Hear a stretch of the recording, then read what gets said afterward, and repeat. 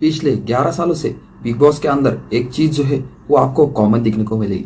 वो है सलमान भाई, जो पिछले लगभग 11 सालों से बिग बॉस को होस्ट कर रहे हैं। इसके अलावा बिग बॉस के अंदर ऐसा एक भी सीजन नहीं गया कि जिसमें उसके अंदर कंट्रोवर्सी ना हुई हो।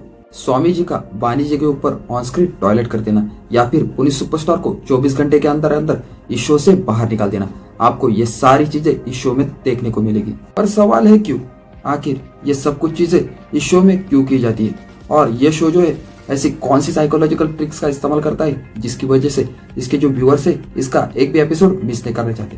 वीडियो शुरू करने से पहले मेरी आप सभी से रिक्वेस्ट है, अगर आपको ऐसी इन्फॉर्मेटिव वीडियोस में इंटरेस्ट है तो चैनल को सब्सक्राइब करना ना भूलें। ये आपके लिए तो फ्री है, लेकिन मुझे इससे बहुत ज्यादा मोटिवेशन मिलता है कि ऐसी नई नई वीडियोस आपके लिए लेके आता रहूं। तो चलो फिर वीडियो शुरू करते हैं। अरे भाई साहब वो मत करो, अरे भाई साहब ये मत करो, तेरी हाथ लगा रहा तेरी माँ क्यों कर रहे तू आके बता गाली।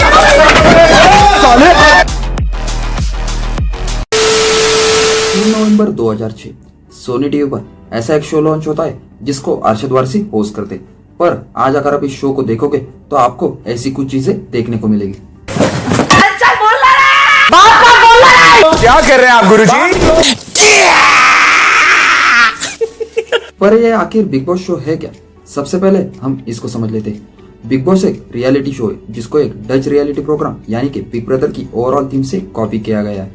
बट एक आसान भाषा में समझो तो एक घर में काफी सारे लोगों को रहना होता है, जिन लोगों को कहते हैं हम कंटेस्टेंट, और इन सभी कंटेस्टेंट को टास्क करने होते हैं। और टास्क करते वक्त जो भी कंटेस्टेंट ये टास्क परफॉर्म करते हैं वो एलिमेंट भी होते चले जाते हैं, और लास्ट में जो कंटेस्टेंट बचता है वो होता है बिग बॉस का विनर।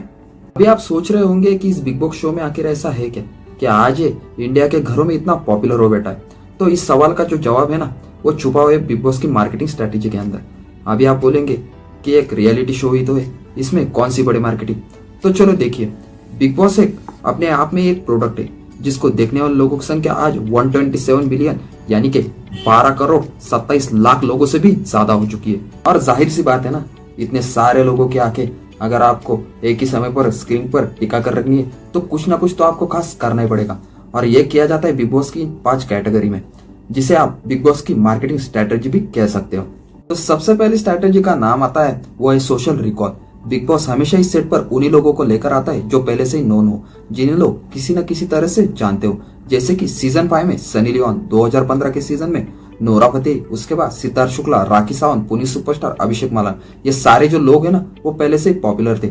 ऐसे ही लोगों को बिग बॉस में एज अ कंटेस्टेंट लाया जाता है। तो देखो, ऐसा करने के 2 फायदे होते हैं। इसे एज अ पुनीत सुपरस्टार जो है ना उसके एग्जाम्पल से समझ लेते हैं।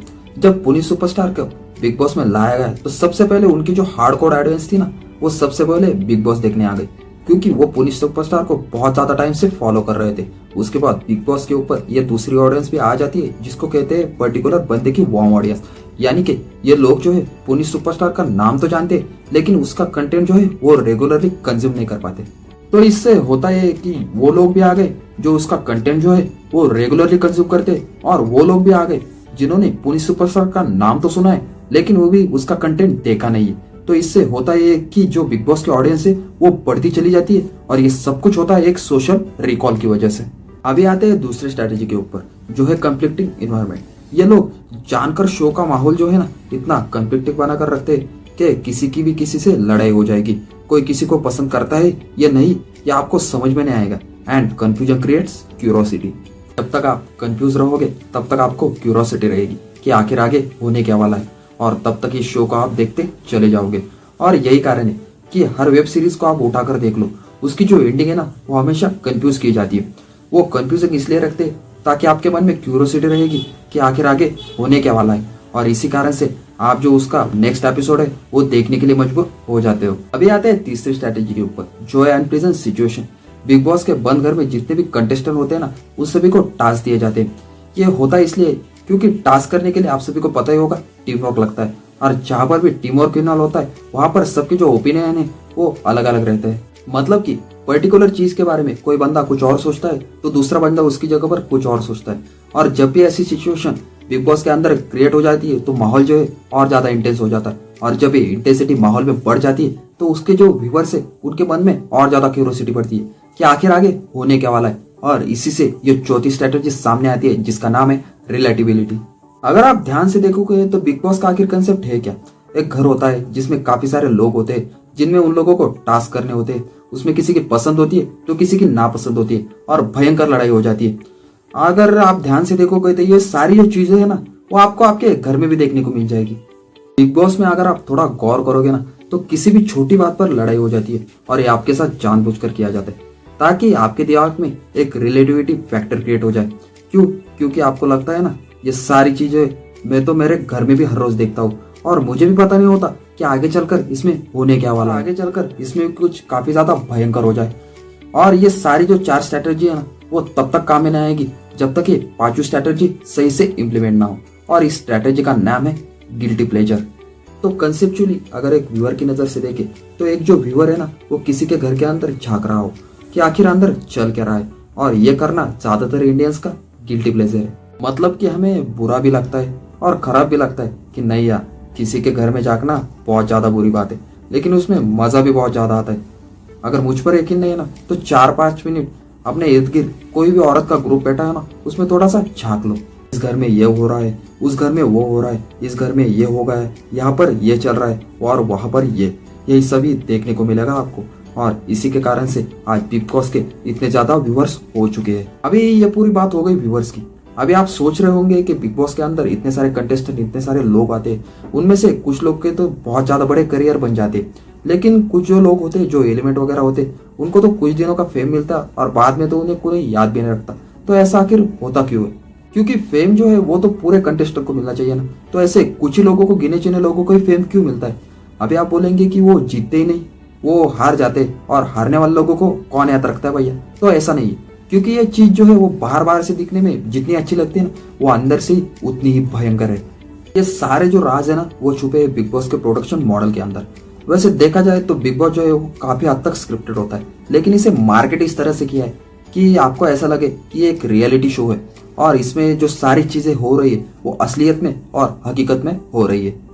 तो होता यह है कि बिग बॉस के जो कंटेस्टेंट है, थ्रू आउट द सीजन जो भी लोग उन्हें देख रहे हैं, उनके मन में उनके लिए एक परसेप्शन बन जाता है, पर्टिकुलर इमेज बनती है।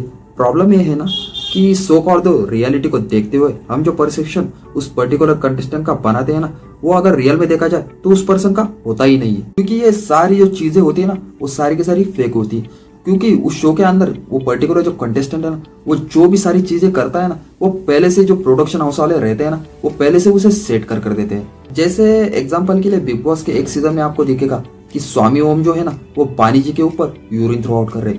इस पर्टिकुलर चीज को देखते हुए आपके मन में ऐसा ही आएगा ना कि यार भाई कितना घटिया आदमी है, इसे तो पहले बिग बॉस से बाहर निकाल देना चाहिए। इस चीज को देखकर आपके मन में वही ख्याल आएगा कि ये जो पर्टिकुलर इंसान है, ये काफी ज्यादा खराब इंसान है। और इस चीज को देखते हुए आपके भी दिमाग में उस इंसान की एक खराब इमेज क्रिएट हो जाएगी। लेकिन उसकी ये जो इमेज है ना, वो असली इमेज नहीं है, बल्कि प्रोडक्शन वाले चाहते हैं कि आपके मन में ऐसी इमेज क्रिएट हो जाए। तो आप ही सोच कर देखिए ना, कोई भी बंदा रियलिटी में ऐसा कुछ भी करना चाहेगा क्या? जो भी बंदा कुछ भी ऐसा इस सेट के, मतलब शो के सेट पर अगर ऐसा कुछ भी करता है, तो उस पर्टिकुलर बंदे के लिए आपके मन में ऐसा ही कुछ तो भी एक परसेप्शन क्रिएट हो जाता है। ये सारी जो चीजें होती ना, उस पर्टिकुलर जो मतलब कंटेस्टेंट होता है उसका करियर तक खत्म कर सकती है। अभी ये पूरा रामायण महाभारत बोलने के बाद मैं आपको एक ही चीज कहूंगा कि ये शो में जो सारी चीजें दिखाई जाती है वो पूरी की पूरी बकवास है। ज्यादा से ज्यादा 70 to 80% जो चीजें है ना, वो सारी की सारी स्क्रिप्टेड होती। इसलिए प्लीज इस शो से ज्यादा इमोशनली अटैच मत हो जाइए। जो कंटेस्टेंट वगैरह है उन्हें भी इमोशनली आपके मन में एक पर्टिकुलर परसेप्शन मत क्रिएट कीजिए उनके बारे में। नॉर्मल सा इंटरटेनमेंट के लिए थोड़ा देख लिया, ठीक है। 24 आवर्स आ रहा है, इसका मतलब ये नहीं कि आप दिन भर देखते रहोगे। और ये सारी चीजें अगर आप मतलब हर रोज कंज्यूम करोगे ना, तो बहुत ज्यादा बुरी चीजों के लिए आपको एडिक्ट कर देगी। और ऐसा ही कोई ड्रामा हमारे अभी न्यूज में वगैरह भी चल रहा है, जिसके बारे में डिटेल मैंने इस वीडियो में बताया। तो check the link in the description and मिलते हैं अगली वीडियो में एक नए टॉपिक के साथ। And thanks for watching.